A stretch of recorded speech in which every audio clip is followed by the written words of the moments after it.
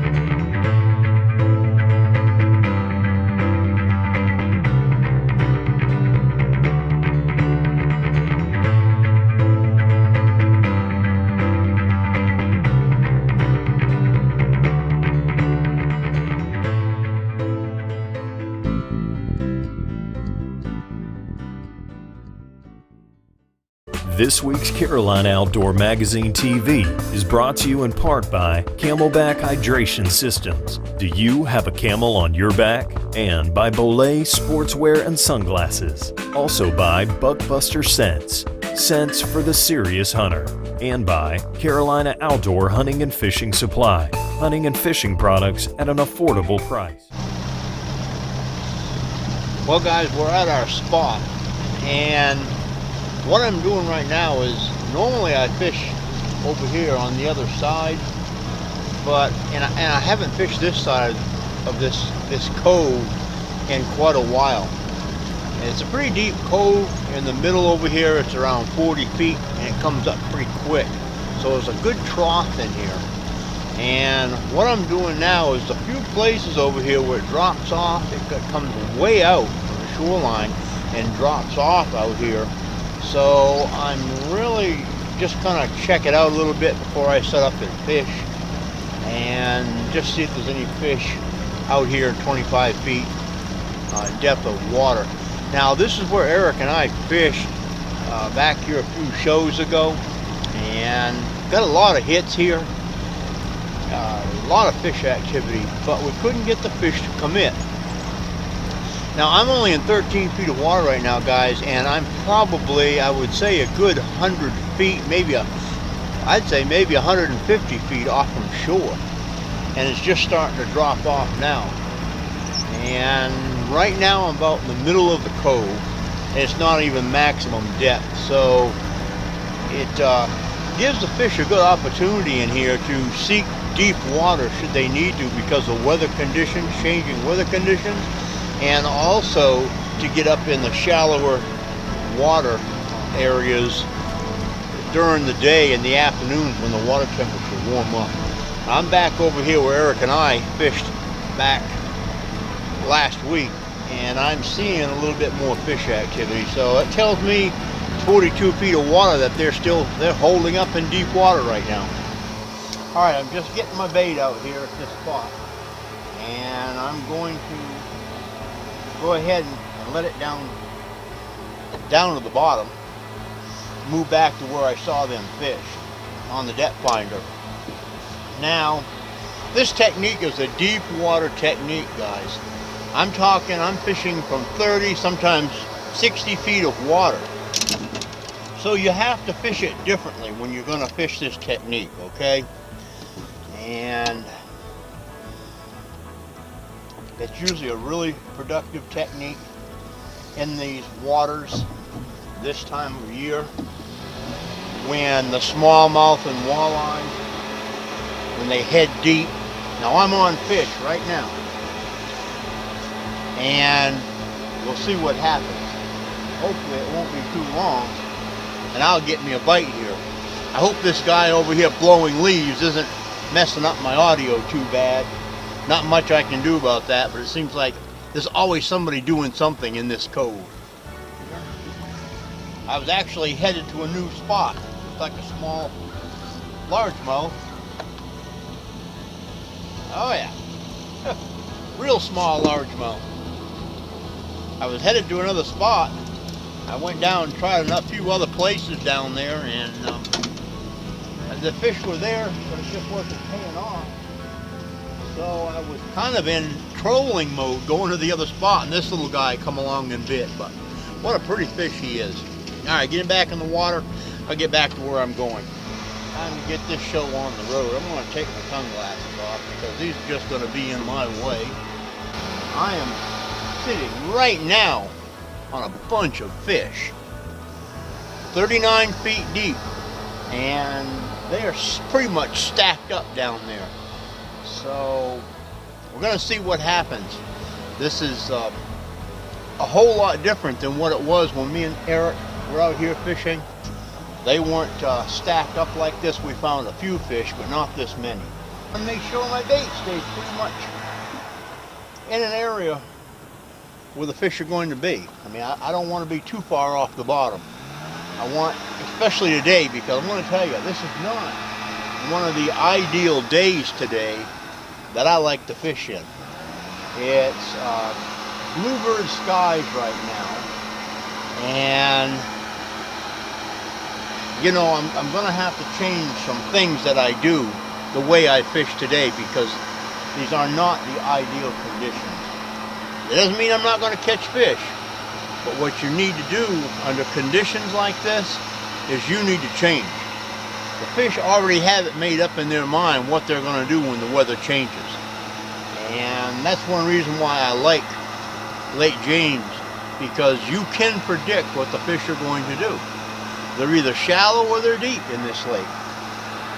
So hopefully we'll see what happens. Oh man, just hooked onto a good fish here. I think this is a catfish, guys. I really do. He's pulling out drag. Wow. I mean, he pulled that line right down. The tip of the rod just about touched the water. This is going to be a good fish. I'm going to play him out because he's a little bit bigger than the average fish. I don't know if you can see that reel, but he's pulling drag right out of this thing. This definitely feels like a catfish to me. It's not a bass. Could be a walleye. If it's a walleye, it's going to be a big walleye. That's all I can say. Look at that. Look at, if you see that drag going out, I know I'm going to have the net for this fish.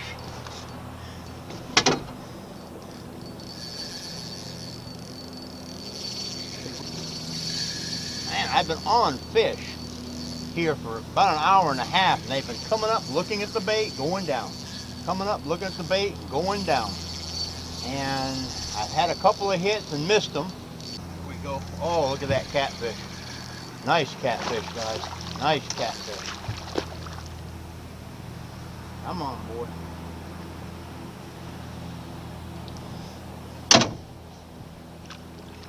Oh, yeah, there we go. Whoa. Man, not what I expected to get today. But we're going to take him, that's for sure. Get this big boy out of here. For Lake James, I want you to know, for Lake James, that right there is a good catfish. That's for doggone sure. Nice arcing. No, that's a channel cat, believe it or not. You can tell because it's got the spots on him. Wow. All right, let me get things under control here in case I should get another bite. I never dreamed that that was going to be a catfish down there. But anyhow, we got him. Like I said, the Lake James, good sized catfish. They have them bigger than this in here. We're going to get this guy back in the water here. Man, that's a nice fish for this lake. I'm going to tell you that right now. Kind of hard holding him and doing this all at once, but Let's get him in the water.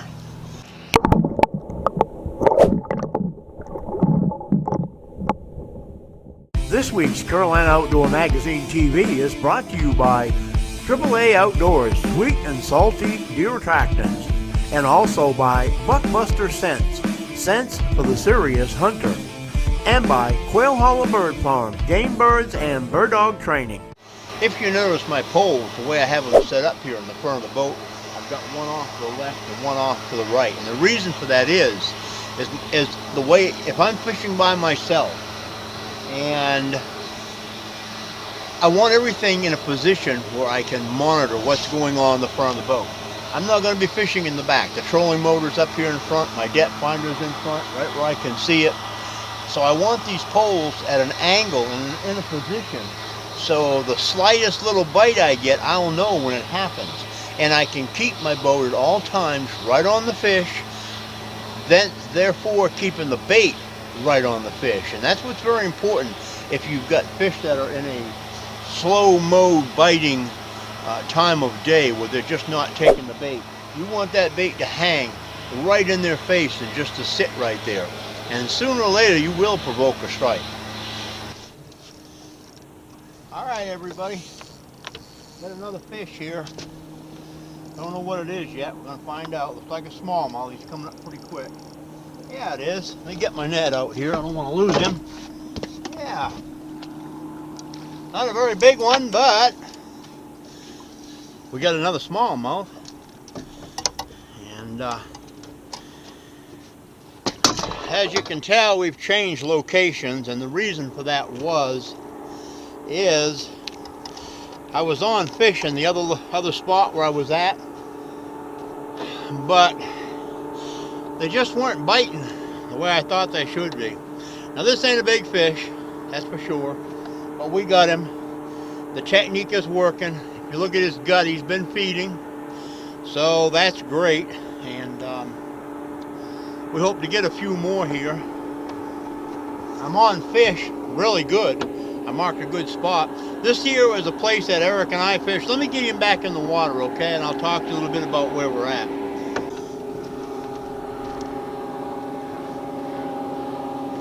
There he goes. All right, let me talk to you a little bit about where we're at and what we're doing. This is a spot where a few weeks back, me and Eric were fishing at. It's a place we call the Trough. And what it is, let me get my bait down here. Like I said, I'm on fish right now and I want to stay on them. I'm only in 36 feet of water. So what's going on right now is we've got an island over here and I'm really close to another island over here. And this island comes way out and drops down really slow. And if you look on the depth finder right now, I'm showing a lot of fish. And what happens is these fish, they stay in this trough, and as the water warms up, they will transition and move up to both islands and get in the warmer water. So that's what I'm finding is happening right now. These fish are in 36 feet of water. I have a marker behind the boat, and on that marker is a massive amount of bait. But the fish weren't there. They've moved now because it's afternoon. They've moved up just a little bit here in shallower water to get in a little bit better comfort zones, what they're after. So I'm going to work this area. I've got it marked on my GPS.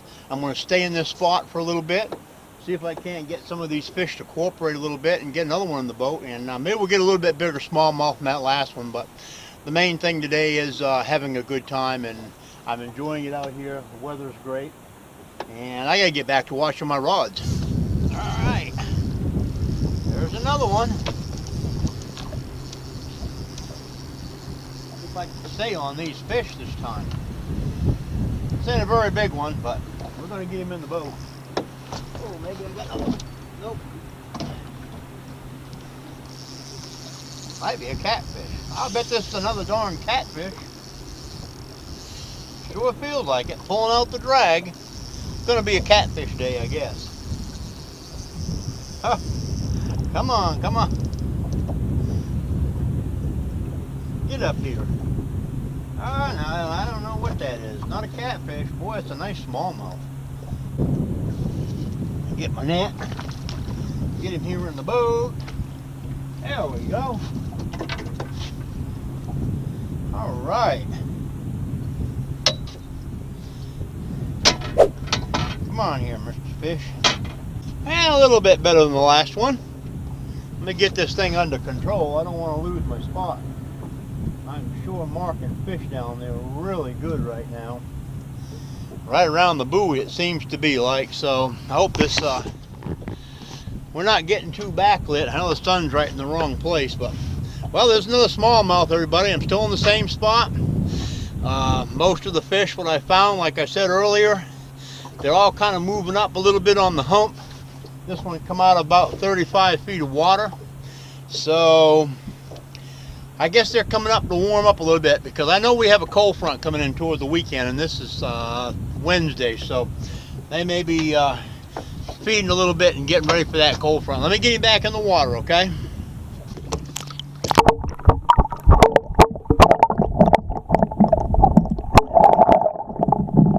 This portion of Carolina Outdoor Magazine TV is brought to you by Trophy Ridge Planer Boards and also by Catch 'em Up Baits, field staff tested and pro staff proven, and also by the Little River Guide Service on Clarks Hill Lake.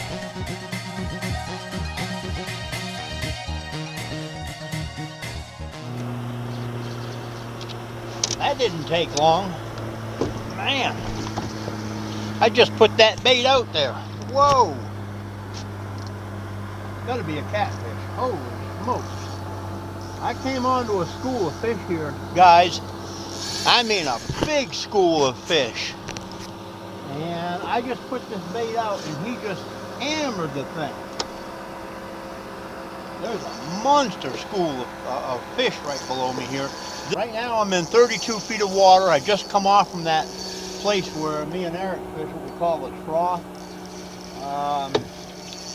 They were there, but they weren't really that active.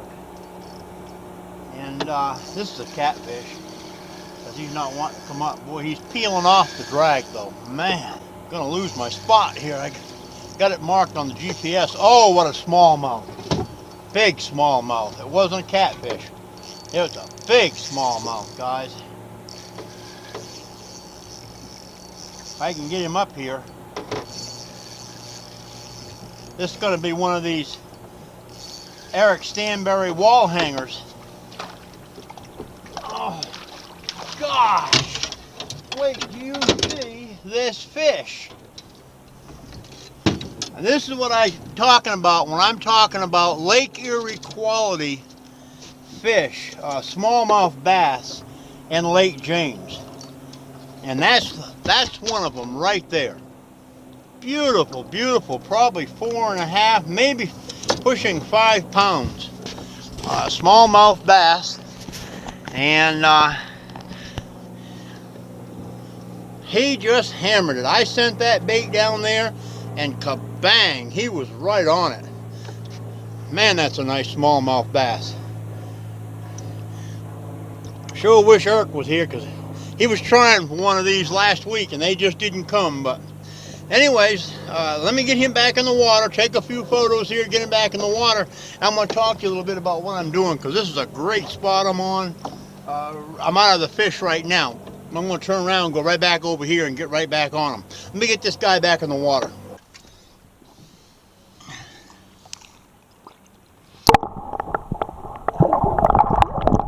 You know, a lot of guys call Lake James the Dead Sea, and they have trouble fishing in it, and they're always commenting and asking me how I do things and what I do when I come down here to Lake James. And this lake is, to me, can be, well, not to me, but this lake, you know, can be, to the average person, can be really intimidating because it's a clear water lake.